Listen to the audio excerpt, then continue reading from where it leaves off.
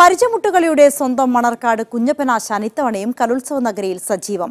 7 ടീമുകളാണ് ആശാന് കീഴിൽ മത്സരത്തിനിറങ്ങുന്നത്. പുരാതന കലാരൂപമായ പരിചമുട്ടുകളിയെക്കുറിച്ച് പറയുമ്പോൾ ആശാന് 100 നാവാണ്.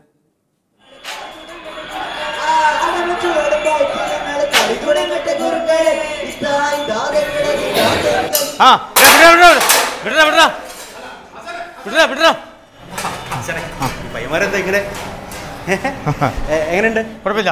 അതെ, നല്ല എത്ര മത്സരമുണ്ട്? 7 ടീമുണ്ട്. ആണോ? കളിച്ചവര് നല്ല പ്രകടനം കാഴ്ചവെച്ചിരിക്കും.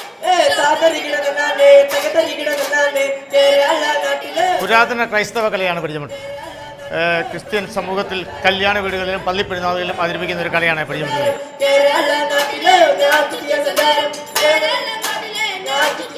പണ്ടുകാലത്ത് നമ്മളെ പടയാളികളുടെ വേഷമാണിത്. തലയിൽ ചുവപ്പ്, അരയിൽ ചുവപ്പ്, അങ്ങനെ പടയുടെ രക്തത്തിൻ്റെ ഒരു ചിഹ്നമാണ്.